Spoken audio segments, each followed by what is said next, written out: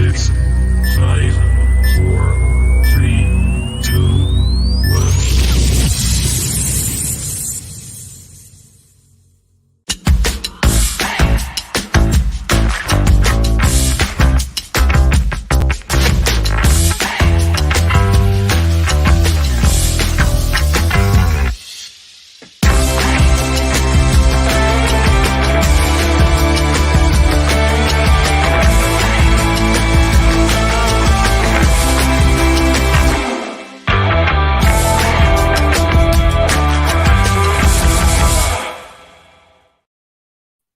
Good evening, everyone. Welcome back to Through Black and White Eyes, your only place for good banter. And what a night we've got planned. We're going to talk about ASM, about Anderson coming of age. ISAK's on fire. Gimme, gimme, gimme that striker from Sweden. Willock's impressive form. We're going to talk about Chips, shithousery, Eddie and Jason fighting on the touchline, or were they? And VAR being an absolute joke. And we're going to talk about the game, of course. I've got Blade in the background ready to come on and discuss it all with me. Very quickly, though, if you'd like to become a member tonight, link is in the top of the chat. We've got amazing Peter Beardsley print to give away to one lucky member. We've also got the Alan Shearer testimonial shirt and all the other prizes to give away this month as well. The big draw will be at the end of the month. So can't wait to do it all and just get it out the way with finally. Leslie says, evening. Thanks for joining us again. Thank you for joining, Paul. Good evening to you. I hope you're feeling better, Baz. I am. My ears actually cleared up a lot from yesterday. It's why I'm doing this tonight. I'm hoping it stays that way because the last few days have been chronic. I hope I look better as well. People keep saying I look green or white or whatever, but I've just had a whole pizza to myself, so I am feeling, but loving it. You following me, Paul? Evening, Roger. Right. Let's bring Blade in. It's been a while, Blade. How are you?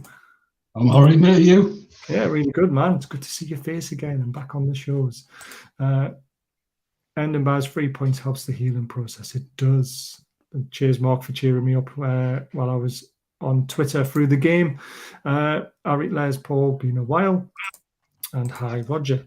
Right, so obviously everyone knows why we're here tonight. We're talking about the game. But first of all, this broke my heart reading this today. Apparently 6 weeks for Mickey. That's a massive blow for us, Blade. I wasn't expecting that. I don't understand where the injuries come from because he looked fine after the last game. It was in training, apparently. Oh. I think Eddie mentioned it in the press conference. He says he'd injured himself in training. Not good. I mean, everyone knows what I feel about Mickey and how much I love him. In a way, kind of, we've got a 2-week international break, haven't we? So that's 2 weeks of 6. And Miggy doesn't tend to get injured. So I think 6 weeks is a conservative estimate. I think he might be back before then. Thanks, Mark. So apparently look like shit, but nothing ever changes, does it? Can't polish a turd is what I keep saying, Mark. You cannot polish a turd. But yeah, I mean, I hope he's back before 6 weeks. I mean, we're talking he's missing the Man United game, which is a big one. He'll be missing West Ham and Brentford. Yeah. And maybe one more on top of that, which won't be good. Evening, Les. I hope you're well. Right. Yeah, I'm just devastated. Last international break, he came back because of muscle fatigue, maybe kind of related. It was his thigh. They're saying it's his thigh muscle, isn't it, aren't they? I think so, yeah. Something like that. Is this break on good time or not? I think it's a great time for a break. I know we won 2 in a row and we're just getting back on the run of things. But with a few little niggly injuries that we've got, there's the speculation around Wilson. There's obviously Miggy now. There's a speculation around ASM. Joe Linton's just coming back from a 2-match suspension as well. I think this is a good time to regroup, get them all together and get them back firing again. Would you agree? Yeah, I mean, especially with Miggy out, then it kind of gives Gordon an extra 2 weeks to A, get himself fit, because he can play right-sided, and B, work more with the team, find out exactly what his role is with Eddie.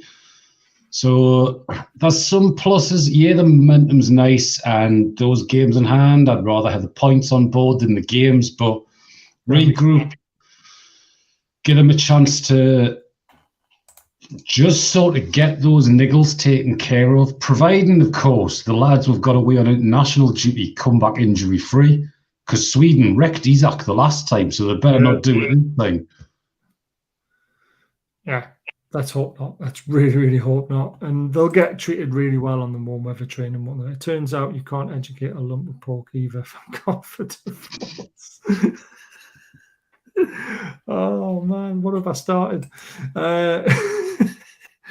You've got a bit of news from your source, haven't you? Do you want to let everyone in on that one? Yeah, I can do. So everybody knows, like, I know a guy that actually works within the Premier League for the Premier League club. And he says that we are in advanced talks for both Diaby and Maddison.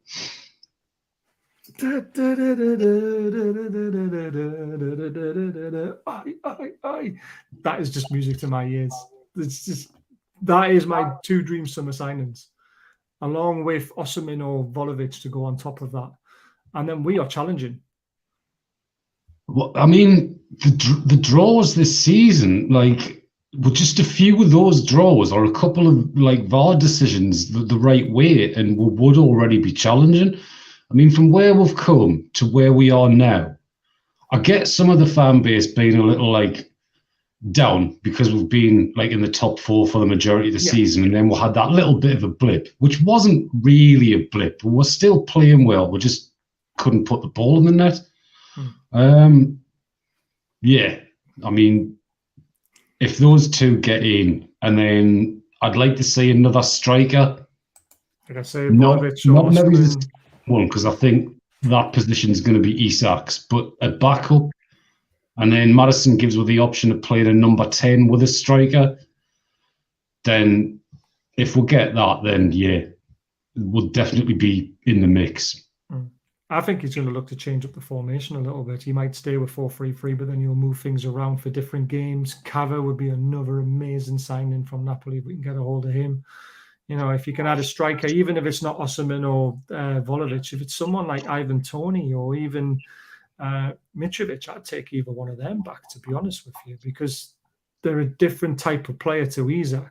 So horses for courses kind of games where, you know, we're going to need to load the box all the time. You want someone like them two who fight for the ball and the scrap for goals, don't they? Yeah, or maybe he's even a sort of fox in the box type of striker, because there's something going on with Wilson. Like, I don't know what it is. He should be a fox in the box, but for some reason, he's just not on it at the minute.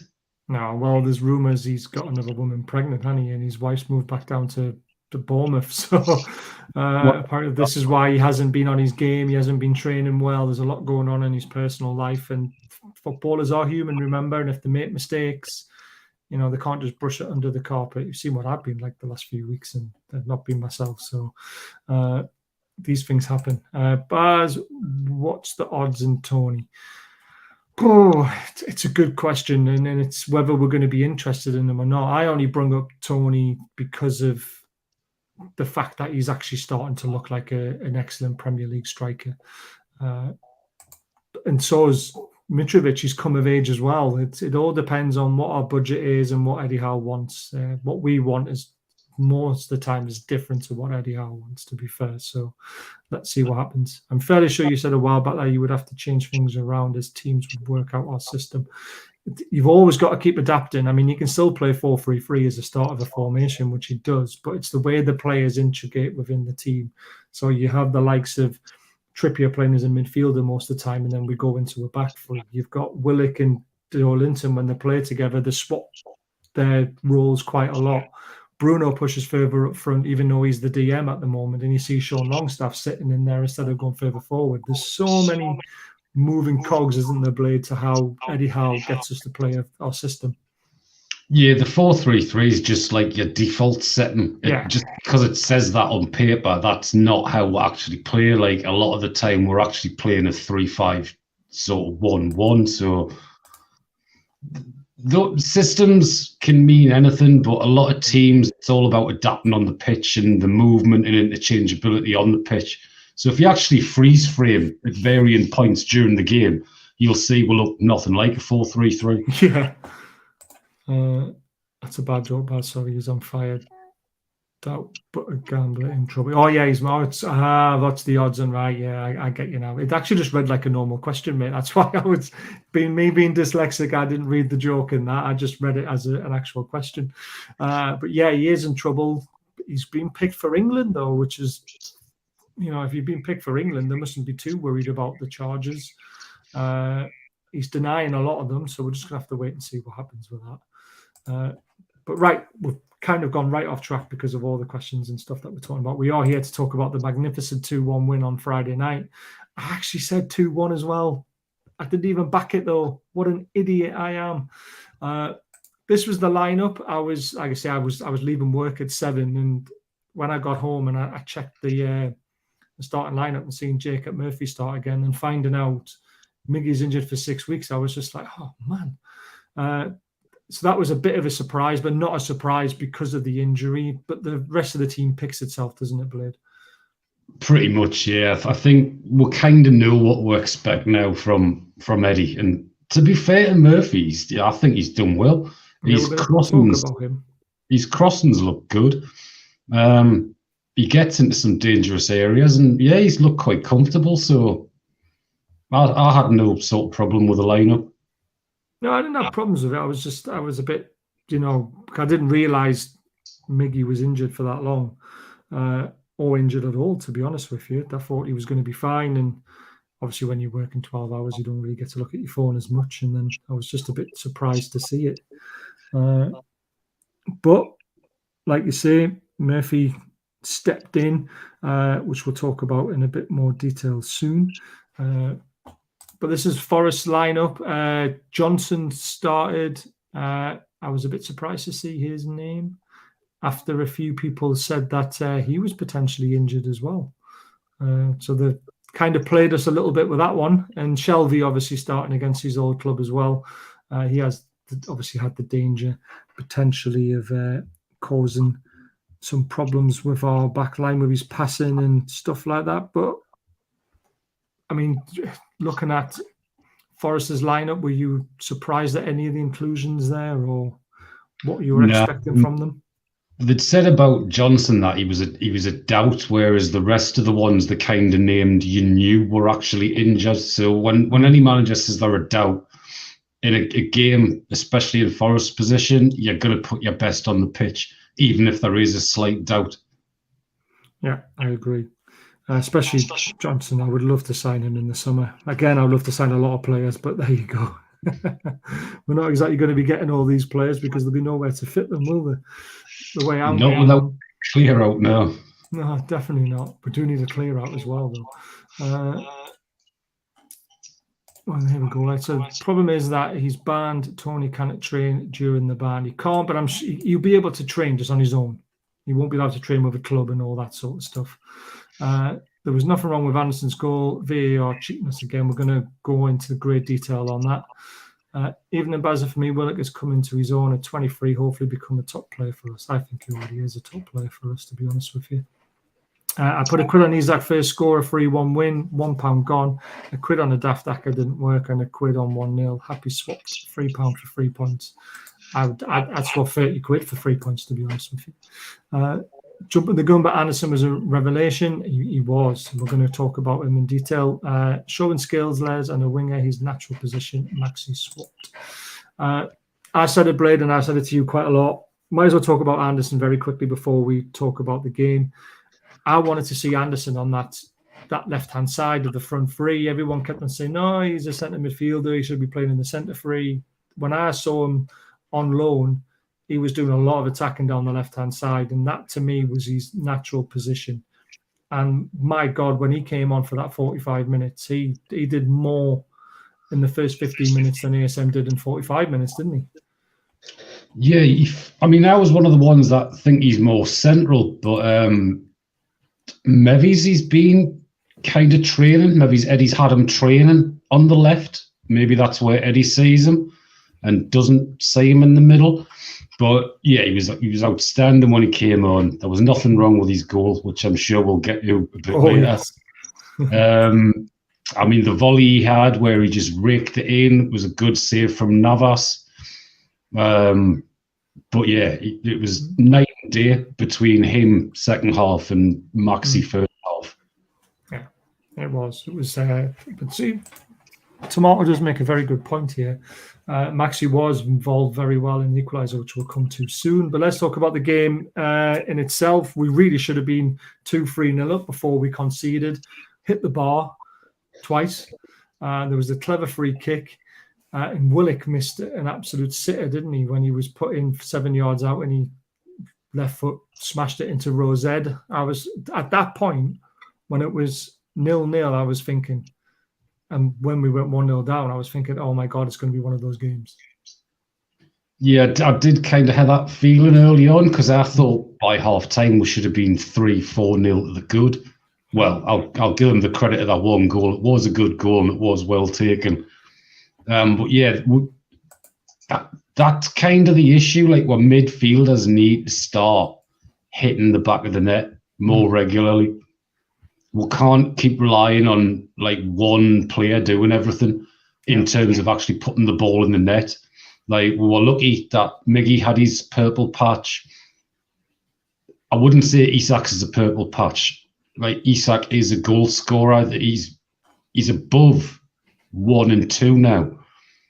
For goals in games he's actually started. But the midfield and the defence, really, if you consider the height we've got and how many we get in a game, like, why aren't any of the defenders scoring other than Shaw rocketing them in from like 35 yards out? The corners, we just don't seem to threaten. The amount of corners we put in, and you've got Danburn, Botman, Shaw, Joe Linton. Willock's no slouch either. Then you've got ISAK as well, who's well over 6 foot. You just think, how the hell are we not at least, 50-50 winning balls? At least 50% of every corner we have, we should be getting at least an effort on target in my eyes, or having an effort on goal, but we've just been so poor. Botman did have a bit of a day off, which we're going to come to. So obviously the goal, again, came out of the blue against the run of play. It was Shelvey with a long ball over the top. Botman sort of looked like he was handling it all right, but he's blind passed it back to Pope and giving him no chance because Dennis has ran in, took the ball off him, and then he proceeds to run back. And I understand him running past the player because he doesn't want to foul him with a tackle from behind, but he's got to get it back onto the line for me. He's got to be further away from the goalkeeper to make it more difficult for Dennis to score. In the end, he's kind of given him a channel between the keeper and the defender to slot the ball in, and it's gone into the middle of the net. And Trippier tried his best to, jump the little midget that he is to try and head the ball over the bar, but he was never going to reach it. But the way Botman stopped, it just gave Dennis that perfect channel to put the ball in to score for me. Had Botman ran back on the line, I don't think Dennis scores. Would you agree? No, he chips him, doesn't he? He doesn't slot it through a channel. He chips it over him. Like, I think Botman does the right thing. He chips it in between them. Yeah, but that's the only place I think he can put that ball. That's why I kind of gave him credit for the finish. It was a great finish. And he pretty much is near that post. And remember, he's like 6'5". Yeah. So Dennis can't make that shot, which is the obvious one. You just put it near post. Because you're that close to Pope. It's hit and miss whether Pope can get down on time. He can't cut across and go to the other corner because Trips is there. So if he hits it along the ground, Trips is going to slide it out.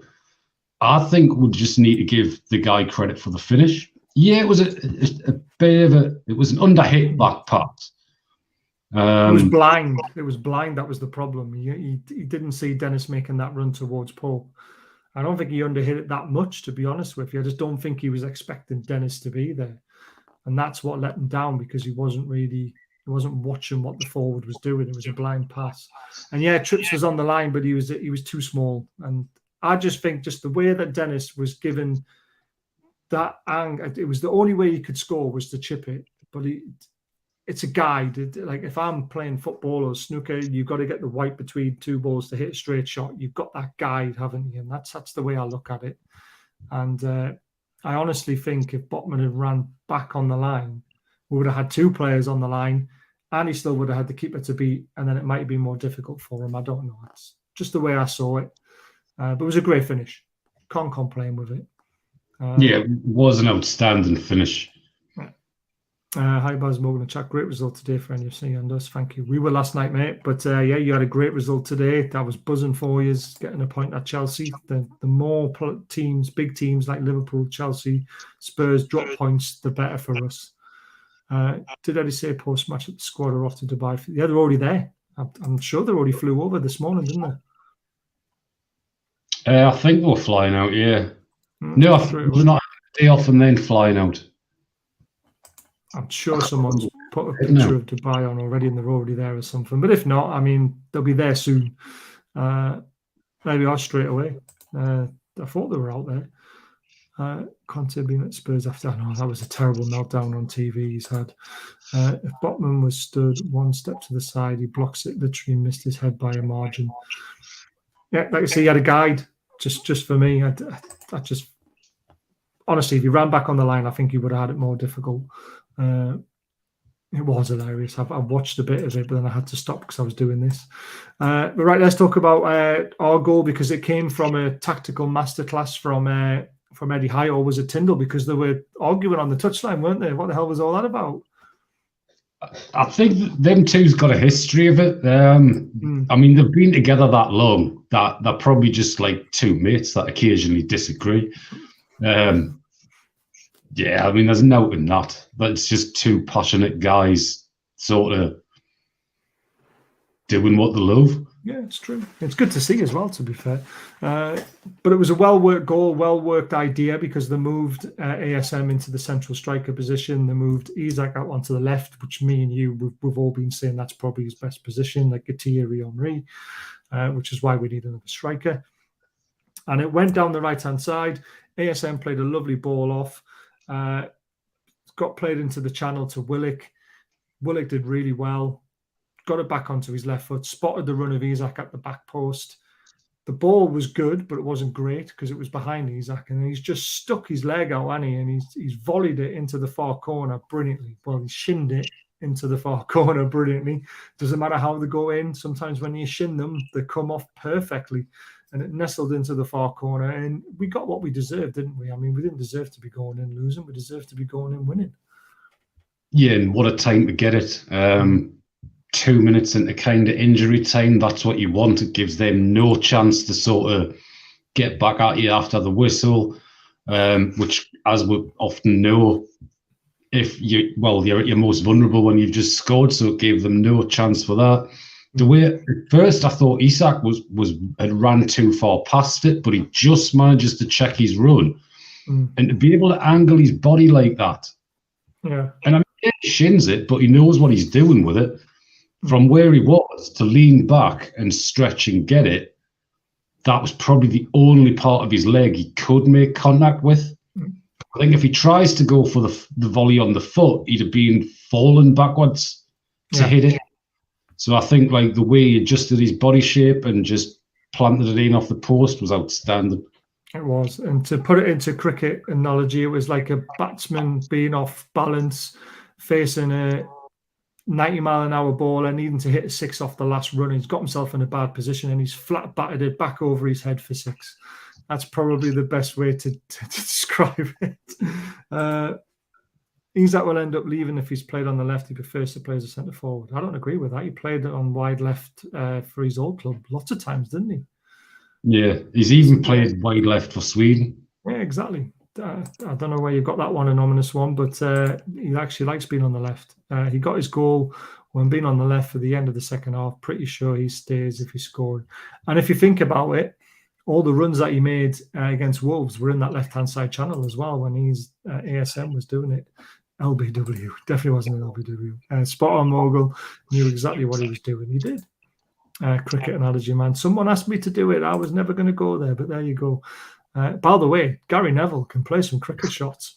Finally, we get to see Mogul get a word in edgeways. Sensible fella as our blade he is. Fully intended. He knew exactly what he was doing. Of course he did. He even said after the game himself, didn't he, what a finish it was when he was watching it back himself. So, Baz, did you see the stats comparing Wilson and Isaac on runs, challenges, etc.? I didn't. I need to see that. He said in interviews he's a centre forward before coming to Newcastle, and it's his preferred role. Because his preferred role doesn't mean that he can't play on the left, if he can play on the left. Plays on the left for Sweden sometimes, plays the centre forward sometimes. He adapts. And that's why he went out to the left when Eddie Howe told him to, because he can play there. Now, I'm telling you, Gary Neville was actually a very good cricketer. I was actually quite shocked. I wouldn't want to face Stuart Broad. But we went in at half-time. The referee was shocking, by the way. There was loads of challenges let go. Even in the first 5 minutes, I think one of their players scissored down. Who did he scissor down? Shaw. I thought that was very close to being a red, because you can't do that from behind. But there we go. I'm happy as long as he's playing, to be fair. But it was a fair result going into the half-time in a way. It's sort of fair that, Forest took the lead and we deserve to be back in it. And I honestly thought we were going to push on and win the game quite comfortably. They didn't really have anything, did they, to be fair? And then there's the offside goal. I'm just going to talk about it very, very briefly, because we're going to go into great detail about it. But the ball's obviously ricocheted off Sean Longstaff. Come back to Isaac, who was on the floor. He picks himself up, picks out a beautiful cross to the back post, and Elliot Anderson with a fantastic header. And then it gets ruled out for offside. And I'm going to go into great detail about it, don't you worry. But we got our rewards in the end for plugging away and plugging away. I was getting a bit frustrated, to be honest with you, with trips and a few players. It looked like they were taking too long on the ball. But eventually we find it out on the left-hand side to Willock. Willock swings it in. Isaac's won the header. And the defender's put his arm up. I don't know what he's thinking. And it rattles right off it. And I found out it was a pen before that even happened, because you were well ahead of me when you were in the chat. And I read it and I was like, what is a penalty? I had to wait 30 seconds for it to happen. And I was thinking, we haven't got a pen. He must be lying. But then we got to talk about this. Obviously, this is just, I was honestly screaming at the TV when Trips had a hold of that ball on the penalty spot. What the hell is going on? Why is Trippy a hold of that ball when Isaac's on the edge of the box? He's our penalty taker. He's our striker. He took the last pen against Bournemouth and slotted it home beautifully. Why is Trips standing there with the ball? Get him off it. What were your thoughts when you were standing there? Well, I think I put the message in the group chat, didn't I? And I was I used a few expletives, not repeat those on this, but yeah, it was just like, WTF is Trips doing with the ball here when Isak's on the pitch? Like, this has got to be a mistake. It was honestly, and I put a good tweet out this morning. I said, come on, hands up. Who else was screaming at the TV? And everyone's replied going, I think there's like one or two people who said that they saw it coming. I didn't. I was honestly panicking. I was nervous. And then when I saw him hand the ball over to Isaac, so obviously he stood there as captain, took all the crap, all the play acting, all this sort of stuff. And then he just went, then handed the ball to Isaac, who calmly put it on the spot and then slotted it home. Yeah, there's a bit of an echo, but we're pushing through it. We're pushing through it.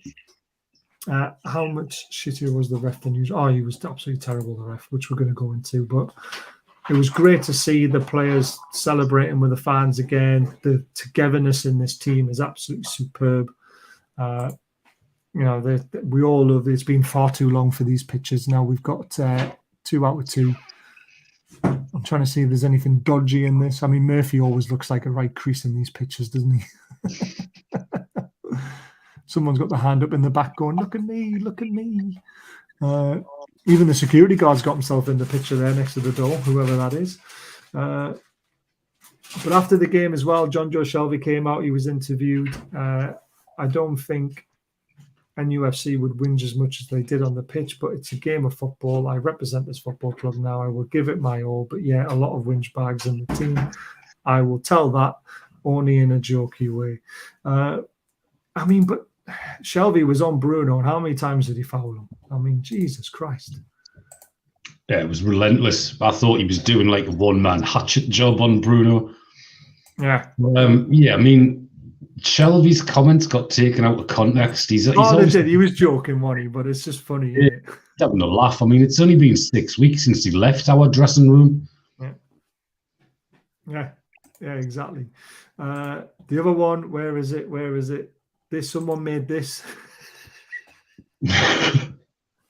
I literally could not stop laughing when I saw this. I was like, I'm going to have to put that up. I mean, Murphy has come up with some absolute crackers recently for ourselves, but that was just superb, that picture being made. Honestly, absolutely love it. Just got to do something very quickly. There we go. Done. She's got a spanner back if she wants it. It's good to see Jules in the chat. Hopefully we'll see Ches back at some point as well. Not sad to see Shelvey in red. It was absent as usual, went off the ball apart from trying to break legs. Yeah. Jules getting some love, which she deserves. I mean, to be honest with you, the Shelvey moving. I mean, me and yourself were like, well, we've got a replacement. There must be a replacement. It's got to be a replacement. There wasn't a replacement, and now we're all going, oh, we shouldn't really let him go. But he showed his quality a little bit in the first half, didn't he, when he played that lovely ball into the edge of the box? Or was that in the second half? No, first half, when he played them in. He still has the quality there, and he does look quite fit, doesn't he? He does, yeah. He doesn't look as fit as when he was with us. But then when he was with us, was he too fit? Because he kept breaking down. Like, yeah, he did. One game and that was it. He was injured. Then he comes back. One game he's injured. But, I mean, Shelvey's still got quality, and you can't fault him for leaving. He secured, a 2-year contract, probably comparable wages. It kind of just gives him that one last payday. Yeah. So I can't fault him. He was a great servant when he was here, but have we really missed him? No, not really. Games, I don't think he'd have been a starter. He'd have been coming off the bench. Yeah, no, definitely. I mean, he might have started when Joelinton got suspended. Potentially, we might have thrown him in there, but it's worked out well. Murphy stepped up. I did put a tweet out saying it's time for Murphy to sink or swim. He missed a sitter for me, though, and I put it out there. Everyone's like, it was on his left foot. I was like, he's 7 yards out. Regardless of what foot you are, you do not miss those chances, and that could have won us the game. And he could have been a hero and really slammed it in people's faces. But he did have a good game. He played the whole 90 minutes almost. I was quite impressed with some of his build-up play, that little back heel inside the box to create space. I think it was Sean or Bruno that he put in. I couldn't fault them, but I would still rather have Miggy playing there. Yeah, I mean, you obviously want your best 11 on the pitch, and Miggy is a step above, even just for his kind of running back. Miggy seems to know exactly where to be when Trips is further up the pitch. Murphy, I think, because he hasn't played that much, maybe still needs to learn that. He does run back. He is pretty quick. And like I say, his crossing's actually pretty good. He does try and beat his man. He does get to the byline. He does try and stay wide, making the pitch that little bit wider. Squad player, though, for me, he's not kind of a starting 11 guy, but he hasn't put a foot wrong in the 2 games that I've seen, other than, that miss. Yeah. I mean, the miss was a big miss for me, but I'll let it go because he had a good game, and he did beat his Lodi down on the right-hand side and almost, I mean, he handled the ball, didn't he? But we played on and almost scored from it. But yeah, I was quite impressed with him, and I'm happy to be proven wrong if he carries it on, but I just think he'll always be a squad player at best. And there are better players out there for where we're going. And Miggy obviously scoring 11 goals this season is obviously well ahead of him because he can't actually hit the target. Right. The bit you've all been waiting for, the rant time on the VAR, and me and Blade are both going to have a rant about this because it was absolutely frigging disgusting. So we actually had someone disagreeing with me in my chat as well. And then he kicked him out that night. I really did. ETH was doing my head in, saying that it was definitely offside. and even though I explained it perfectly, then Gary Neville explained it exactly how I explained it in the group afterwards. I was like, come on, guys. Everyone else knew it was onside. So the reason why it was onside, and it's very simple. When the first initial ball played into the box, Sean Longstaff was offside. He becomes active, not offside, when the Forest player in the middle of the box attempts to clear the ball.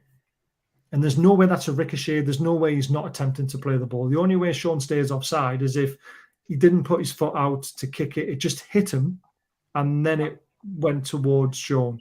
That's the only way Sean Longstaff would be classed as offside. However, the defender, as we can clearly see, he puts his left foot out and he clears the ball. Not only did he touch the ball, the next Forest player clears it off him. So there's 2 Forest touches of that football while Sean was in an offside position to make him active. And Sean tried to get out of the way of the ball. He didn't actually try to attempt to play it. He tried to jump out the way because he thought he was still offside. But we were very fortunate. The way it ricocheted to ISAK and then he crossed it and scored was perfect. Now, here's the rules of the game.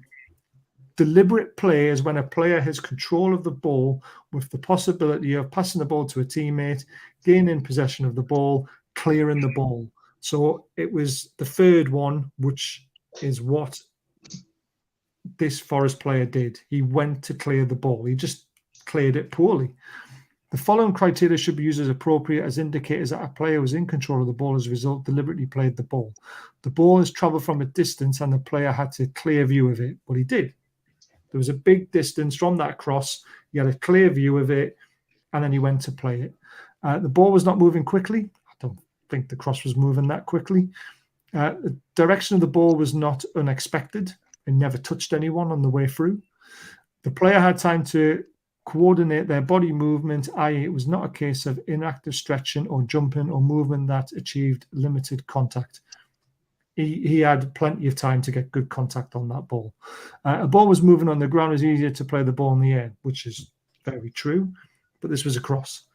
And he had plain sight of it. So he ticks 4 out of the 5. And then 1 out of the top one. So he is clearly on side. Now, Alan Shearer, sat in the stand as a fan, sat in the studio as a pundit. I've watched the pub tonight with my mates. And you're getting it all wrong. VAR, it's not what they told us. Keith Hackett, ex-referee, has come out as well. Incorrect. The goal should have been allowed. The Forest defender made a deliberate play for the ball. Therefore, Newcastle United player was not offside. Perfectly illustrated. Watching the Premier League is becoming increasingly frustrating. Sadly, I've been saying this for a long time, that a group of SG1 referees not up to standard. They are treading in trickle, lacking confidence and conviction. VAR should improve decisions making. It is not. And then he had a final say on it. I love Keith Hackett. Incompetence is as simple as that. Lack of concentration. Clear that VAR referees across the group do not fully understand what a clear and obvious error is. I also begin to doubt they know the law knowledge. I mean, this one offside, it epitomizes everything that's been said, hasn't it? I remember one recently where it was Liverpool.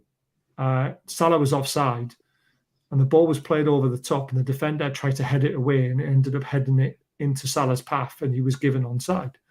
Now, that defender had Salah behind him, so he didn't know he was there, potentially, had to make a decision to clear the ball because if he was onside, he would have been one-on-one with the goalkeeper. Had he left the ball, he wasn't to know whether he was onside or not. This rule of being inactive or active is wrong in my opinion, but the rules are how they are stated. Sean Longstaff was played onside. Yeah, I think you've covered pretty much everything there. But the one for me is the ref's got the final decision. So the ref gives the goal. Correct decision. Then VAR get involved. Now, VAR are only supposed to get involved if it is a clear and obvious error, which it wasn't, because there was doubt from everybody watching, from everybody at the ground. Absolutely everybody doubted that that guy did not make an obvious attempt to clear the ball, which he did. So because there was doubt, VAR shouldn't have even been looking at it.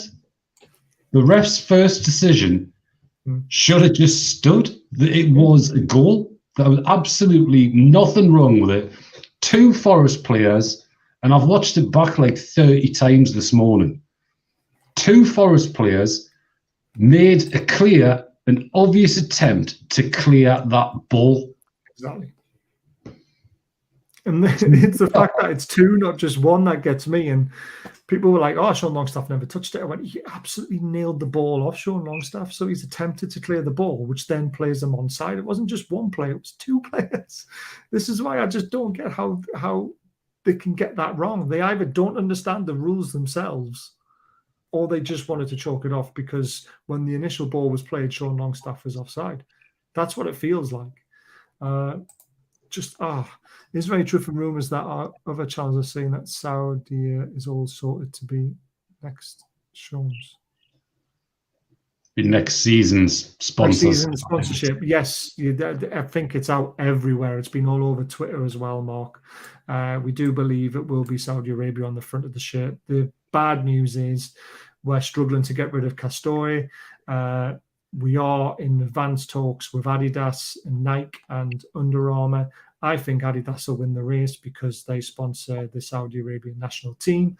But we're struggling to pay off Castore, and they're fighting to stay for another year. So we might be stuck with them for 1 more season. But let's see what happens. Anything can happen from now till the summer. It all comes down to the definition of control of the ball. Some people interpret this as actually having possession of the ball.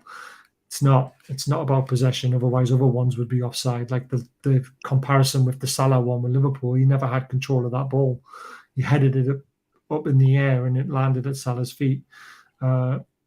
It's deliberately making an attempt to play the ball and touching it. If you don't touch it, if that defender hadn't touched that ball and it found its way to the back post and the player was offside, it would remain offside. But if you touch it... At the end of the day, it was a good clearance. That player had to play that ball to clear it. Otherwise, it's a tap in at the back stick. And then it comes to his mate, who then tries to clear it again. And it's just unfortunate ricochets off Sean Longstaff. But he's not offside at that point. It's the second phase. They talk about phases, don't they, in offsides. The first phase was the initial cross. He's offside. The second phase is after 2 Forest players have cleared the ball. It's hit Longstaff. The second phase, he is back on side. It's not even a question that we should be answering. VAR needs a right overhaul. The whole system needs looking at. They need ex-players in to help these referees who are making poor decisions. It's just ridiculous. It's every week now there's a poor decision. There was a funny one in the Leeds-Wolves game when you watch Match of the Day tonight. Leeds go and score a 4th goal. Referee goes to the screen to look at a potential foul in the build-up against Leeds. There was a little shirt pull. Now, 3 weeks ago, that would be given as a free kick. But when you watch it, the Wolves player just stops. He has his shirt pulled a tiny little bit, which for me, you could give it a foul. You don't have to give it a foul. But it wasn't enough to stop the player from making the run that he was going to make and keep a hold of the ball. So the referee actually gave the goal. I was shocked. I was like, wow, some common sense. But when you watch it, you'll understand what I'm talking about. But it just seems to be every week VAR seems to be stepping in when they don't need to. And it's all about clear and obvious decisions that are being missed. And at the moment, it just feels like it's a system to try and rule out goals, to try and find a reason why this goal can't stand, so that we don't get a bollocking for not looking at it. That's what it feels like. Yeah, the worst thing of it all to me as well is, like, as a fan, you don't know if you're allowed to celebrate or not. You kind of, do I celebrate? Do I not? Have I got to wait for VAR to start celebrating? Like, it shouldn't be that way. It shouldn't, but it unfortunately is, isn't it? It's just not long ago the rulebook was simple. Now the list is never ending. Why ruin a simple game?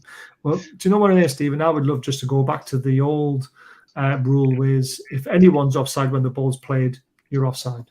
Even if you're interfering or not interfering with play, just go back to the good old offside is offside, onside is onside. It's as simple as that. Nelly the Voice.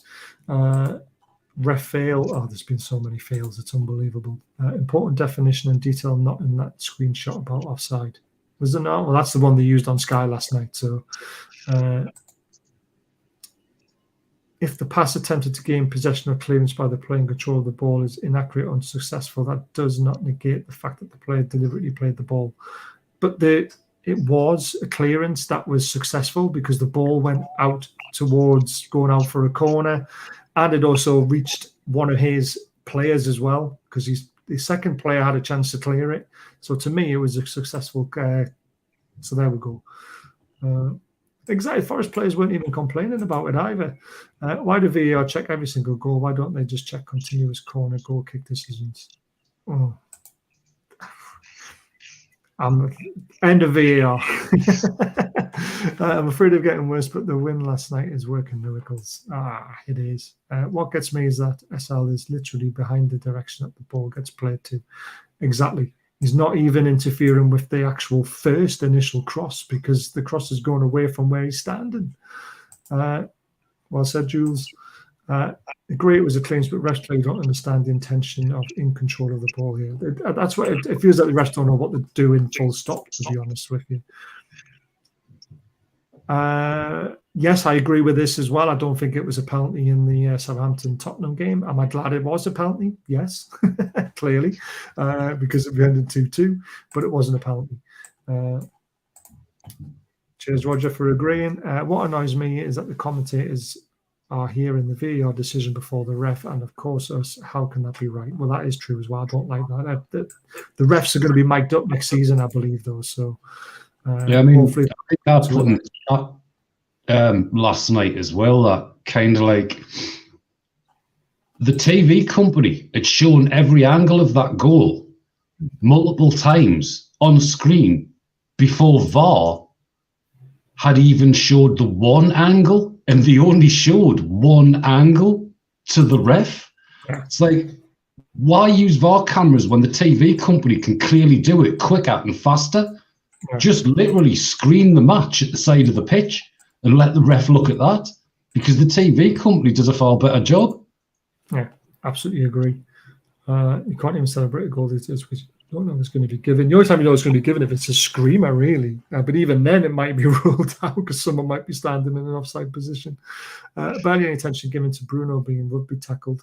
He was snapped a few times. It was horrible to watch. I was getting worried for him, to be honest with you. Right, that's VAR covered. Let's get on to this man, Bruno Guimaraes, as we've been talking about. 100% in all his successful tackles, 3 out of 3. Ground duel battles, 7 out of 7. So that's 10 out of 10 challenges he won. And then we put in his headers. That's 12 out of 12 for Newcastle United against Nottingham Forest. One of the best midfielders in the Premier League. And that's not even talking about his creativity, Morgan. That's just talking about his attributes as a defensive midfielder. Yeah, as he's sort of been forced to play there, every game you see him, he just seems to get better and better. I mean, it's almost like he just knows where the ball's going to be. I have noticed some of his challenges, though. He's got a specific way of challenge that some refs may actually think he's constantly fouling his man. It's where he basically turns his whole body and puts his foot in, so his body's actually knocking the guys out the way. And then he's away with the ball. But, I mean, Bruno was absolute class. Yeah, absolutely amazing. There's a few more stats for us here. So, ISAK, player of the match. I don't think anyone's going to disagree. He wasn't man of the match last night. I think he was absolutely superb. 2 goals, 5 shots, 20 sprints, 9 touches in the opposition's box, 5 dribbles, 4 clearances. And Nottingham Forest suffered their first Premier League home defeat since September. So the City Ground wasn't a hard place. It was a very difficult place to go to, and I was never doubting that. But ISAK was just on fire, wasn't he? Yeah, I mean, you can clearly see the difference between, what did we pay for Wilson? 25 million? Yeah, something like that, yeah.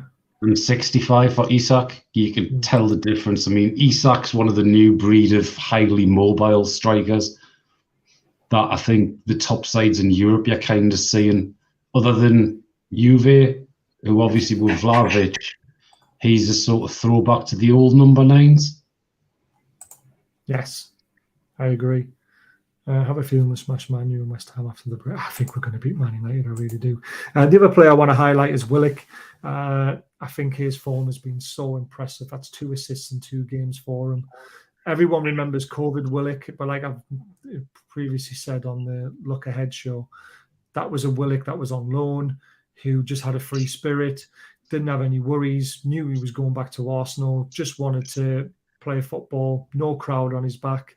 And he was scoring goals left, right, and centre. And things just fell for him in that period. Things have fallen to him a little bit in this period, but not as much as that. He hasn't took advantage of some situations we expect him to. But his all-round game now, Blade, is just fantastic. And he's very unlucky not to find himself in the England squad, from my eyes. Yeah, Willock's quality. I mean, anybody other than Southgate, and he's in that England squad. Yeah, it is. It's Willockinho now, isn't it? Willockinho.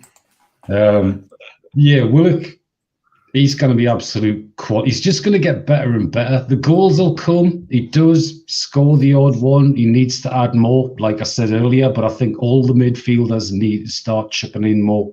You want one midfielder. I mean, I guess you could class Miggy as kind of a midfielder, but you want at least one hitting double figures for goals and assists in a season. You can't just keep relying on that one player, like I said before, to keep hitting patches. Yeah, I agree. I mean, as long as they all hit patches at different times and they all assist and they all get goals and they all get 5, 10 between them, or each, and then you're talking 30 goals between the midfield would be amazing. But I just think he's excellent. I've always liked Willock. I was so glad we signed him, and it wasn't because he scored 13 goals. It's because I knew what we were getting as an all-round player, to be fair. Remember him backing out of challenges at the start of the season against Liverpool, but he's manning up now and getting into the team spirit. He's just, he looks lazy at times, doesn't he? That's the problem with his game sometimes. He just makes it look easy. That's the thing. He's quicker than what he looks as well at times. Yeah, he's extremely fast. I think because of his pace, he can take up positions and wait and then react. Whereas some other players that don't have that pace, they have to be constantly on the move. Willock's one of those that can look as if he's doing nothing because his pace is going to burn it. Yeah, without doubt. Terry, thanks for joining the chat there. Obviously, you're a Tottenham fan. I do feel a bit sorry for you today, in a teeny little bit, because it wasn't a penalty. Another poor decision from the referee, but good luck for the rest of the season, and we hope we finish 3rd and you finish 4th and Man United finish 5th, to be honest with you, but there you go. Yes, he is seriously fast. Willock was great, Murphy was great, Anderson was class. Anderson was just superb. Willock played a major part in helping to keep us up. Some fans had a short memory, and now he's coming good again. I agree, Jules. Massively agree. I remember him wincing at the ball when Liverpool got their 90th minute winner. Oh, I don't want to talk about that. That really hurt that day. Rob from New Zealand, still buzzing, was working at the time, so happy workmates, Newcastle fans now. I love it, Rob. Thanks for joining the chat, pal, all the way from New Zealand. Look, we need more than that. Well, you've just seen your manager explode doing a worse rant than Kevin Keegan, to be fair. So, yeah, good luck, guys. This is ISAK at the minute you were talking about this, Blade. Minutes per goal ratio, only Erling Haaland is ahead of ISAK. That's 6 goals and 7 starts for the Swede now, and it's 103.7 minutes. So it's almost a goal a game, which is fantastic. Shearer-esque, that, isn't it? But there we are. Playing better with him back in the squad now, though. He makes a huge difference. He does. For me, Willock stepped up in the J7 role when obviously he's been missing for the last 2 games. I think Willock epitomised what J7 used to do did on the pitch, and he stepped into his role, didn't he? Very well. Yeah, I mean, even when Willock sort of takes the left-hand side and sort of plays like a winger, he's got the pace to do it. He can beat a man. He's got the skill. We saw him take 3 Forest players out of the equation with 1 sort of drag back and back flick. Yeah, the Megs. Yeah, and then he was away again. And he's got the skill to do it. He can play it anywhere across that sort of mid-3, really. It's just add some goals to his game and you've got one hell of a player. Yeah, I absolutely agree. yes, he will get straight back in the team because I've just got this feeling that ASM will be dropped and then Joe will play left-hand side and we'll have the three in the middle that we have anyway. Will it make so many runs into the channels really hurts oppositions? It does. Massively does. Who drops at ASM, mate? Personally, because of the way that Eddie likes to play, we're going to talk about ASM soon. So these are the teams that went to the City Ground and didn't win. Man City, Liverpool, Chelsea, Villa, Brentford, Palace, Leicester, Leeds, Everton, and we managed to do what those teams couldn't do, which was get 3 points, and we fully deserved it. I'm going to keep saying that. We fully deserved it. Here's Bruno's stats since the start of the season, to be honest with you. So since his debut, look at tackles, 89, 121 duels, 87 fouls he suffered, 12 participation in goals, second. Accurate dribble, 47, he's second. 225 ball recoveries, second. I think Joe Linton will be top of that. 7.17 SOFA grade. It's an unbelievable. Look at his heat map as well. It's just absolutely everywhere. You know, I do worry about losing Bruno in the future because I think there'll come a time where he might want to move abroad again and go to someone like Real Madrid or Barcelona or something like that. But he's going nowhere for at least the next 4 or 5 years, is he? No. I mean, he keeps coming out and saying it himself. He wants to be his legend. His last interview, he says he actually wants to win the title with. Like, he didn't mention a cup or like lesser aims. He went straight for, I want to win the title with this club. He's had kids born here now. If they get into the school system and they really take to it and love it, who knows? He could stick around. Yeah, I agree. Gordon's obviously an injury issue, so I don't see him. I mean, he won't be ready for the Man United game, so we'll just have to wait and see. I've not forgotten Gordon. I just don't think he'll start. What's happened to Claire Ball? I mean, Gordon, he's injured. The left wing spot after the Anderson show last night, competition with J7 now. Well, yeah, exactly. I mean, that 45 minutes from Anderson really puts him in the pecking order, doesn't he? He puts him right up there. His kids are Geordies now. He'll stay until we're winning everything. Ankle injury, apparently only a few weeks. So he might be back for it. I think they said he might be back for Man United, but they weren't sure. So I don't think they'll risk him, to be honest with you. I almost rated the ref as an 8 out of 10 and VAR happened. Oh no, the referee was shocking all the way through the game, Nelly. He was a 4 out of 10. I love Bruno and I don't even support your club. Everyone loves Bruno. Right. I can't believe I'm going to start this again. The Maxi debate. Let's try and keep it short and sweet if we can. This wasn't a game for him. To be fair, you could tell he was wanting the ball into his feet all the time. He had 2 free players around him. He didn't seem to enjoy that there was a battle going on. It's not his kind of game. So Eddie made the right decision to hold him off at half-time because he wasn't really getting... Yes, he did have an involvement in the goal, but that was when we moved him into a striker situation. But I don't think we could have gone into the second half with ASM up front because I just don't think he's that kind of player. Anderson obviously showed exactly what needed to be done in that game, which was to battle. Anderson's obviously very fit and strong. People don't give him that much credit. He's actually built like a brick shithouse. I wouldn't want to mess with him. So is ASM being dragged off at half-time? Are we looking into it too much? Was it just a tactical masterstroke by Eddie? Or are we now seeing the end of Maxi? Do you think he'll be gone in the summer? Personally, I think he will, just because we need cash for the signings that Eddie obviously wants to make. Maxi is a valuable asset to sell. The thing that disappointed me with him last night, I mean, yes, he played a part in the goal, but it didn't work the channel hard enough. And he looked so promising against Wolves. The link-up play between him and ISAK looked spot on against Wolves.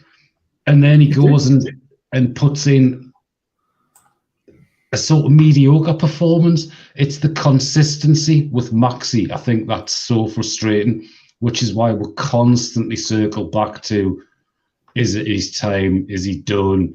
Should he stay with her? Evening, Chairs. Glad you're back.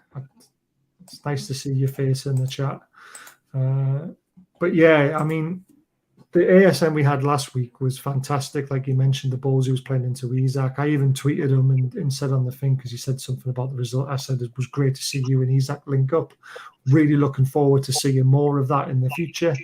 We come to this game, we're expecting big things from both of them. ISAK steps up and ASM went backwards again. You know, we can't have a player that's a maverick that only contributes the maximum in the season, 8 goal contributions. Like you've been saying all the way through the show, we need the midfielders to chip in. 8 over a season is not good enough for return for such a maverick player who doesn't do the defending as much as what other players do. Would you agree? Yeah, I agree. I mean, even the warm-ups on the pitch where they're practicing their shooting, whacking them in left, right and centre. But then in the game, he's got one shot, like one style of shot, and he misses more. In fact, he's not even sort of pulling the trigger as much as he used to now. It's kind of like, has that been coached out of his game? Does he not have that freedom? Is there something on his mind? It's like I said, it's that consistency we need from him. We need the Maxi that destroyed and terrorised Man City at the start of the season. We need the Maxi that even last game against Wolves, that link-up play was superb. Looked like it could develop to be great, and then gone again. From 1 week to the next, you don't know what you're getting with Maxi. Yeah. Tomorrow, I don't know whether that was just an Eddie Howe protecting Maxi, saying that he had a hamstring issue when he came off. A lot of people say that he was dragged off. A lot of people say that he potentially had an injury. Eddie Howe is the master of playing the press. And if he come up and said, oh, yeah, hold them off at half-time, all the headlines the next day would all be about Maxi's career finished at Newcastle, blah, blah, blah, blah, blah. He had to say what he said. But he still might have had a niggle and hamstring. We don't know. But personally, Blaine, I think that was just Eddie Howe playing the press and making sure that it wasn't all about Maxi the next day. Yeah, I think he's just protecting the player by saying there was a hamstring issue. I mean, Eddie lies. We know that. He just blatantly lies. Like he said, ISAK isn't fit to play 90 minutes, and then ISAK played, 70 odd against Wolves, and then 96. But then Eddie goes back and goes, no, but what it actually meant was he wasn't quite fit to play a full 90 minutes for the way we play. He could play for 90 minutes for any other Premiership club, but not us. Yeah. I honestly, I think Eddie's just brilliant at playing the press. I really do. And like you say, all the headlines the next day, everything would have been all about Maxi and not about the great win and about the last-minute penalty and all this sort of stuff. And all the VAR stuff will be put to one side because ASM will be, oh, he's out. But there we go.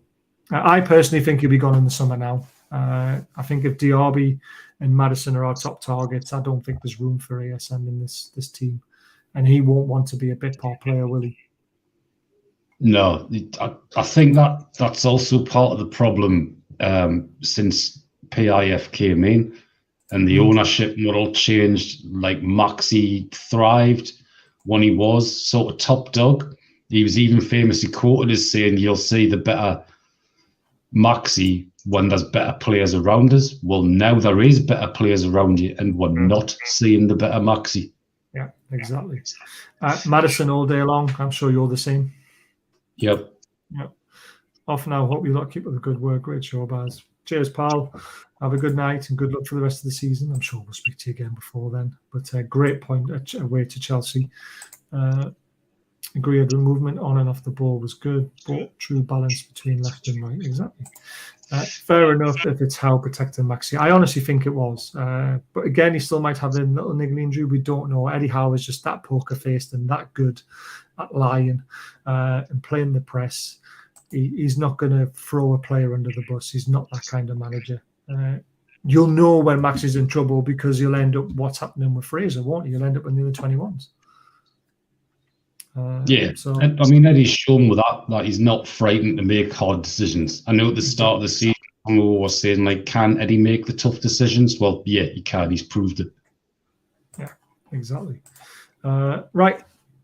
one little last thing to look at. Let's have a look at this sweet table again after the results today. Look at that, 3 points behind Man United. If we beat them next week, we go above them because of goal difference. Isn't it great to have an unbelievable goal difference of plus 20? The third best in the league because we got the best defensive record in the league. Spurs dropping 2 points today against Southampton was just even sweeter. And 90th minute, James Ward-Prowse penalty. So we're in the box seat for top 4 now. If we win our games in hand, that's what we have to remember. I'd rather have points than games in hand. So Liverpool are only 5 points behind us, but they've got the same amount of games as us, so they're still a danger. And also Brighton are as well. They didn't play today because of FA Cup duty, which I think they play tomorrow, don't they? Yeah. And Brentford are technically still within a shout, but I just can't see it. They drew with Leicester today 1-1, so I think they'll fall away as well as Fulham will. But yeah, it's ours for the taking, isn't it, really? It's in our own hands. Yeah, I mean, Liverpool's next 3 matches as well are Arsenal, City, and is it Man U? No, Chelsea. So, I mean, Liverpool's next 3 games, technically, they might not get a point. Whereas we, with our next 3, I'd say would get potentially, well, between 5 and 9. So that gap's even bigger then. You're looking at like a 14-point gap. Yeah, and again, Liverpool have a bad run, Tottenham have a bad run, Man United have tough fixtures coming up as well, but we've got tough games, but we've got them at home, which gives us the advantage. We've got Spurs at home, we've got Man United at home, we've got Arsenal at home. You know, all these big clubs have got to come to our ground and put up with our, and we've seen what happens when Arsenal did that last season. So I'm excited. Paul and Brighton are challengers, they definitely are. We're gaining momentum again. Exactly. We've started winning at the right time. We always said that Eddie Howe would have to, you know, you'll go through a blip. He's been through the blip and he's come out on the other side. He's took the challenge head on. And even when we weren't winning games, we were still playing well, weren't we? We were. And I mean, we were all saying like you needed to change, like Wilson had to be out of that side. Obviously, Wilson must have been doing well in training still for Eddie to stick with it. Or he was waiting on ISAK, getting that little bit of sharpness back to him.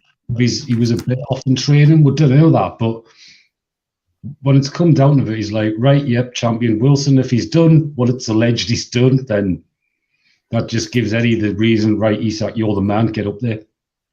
Yeah, I absolutely agree on that. I think he was waiting for ISAK to come back to a lot bigger, better fitness, to be fair.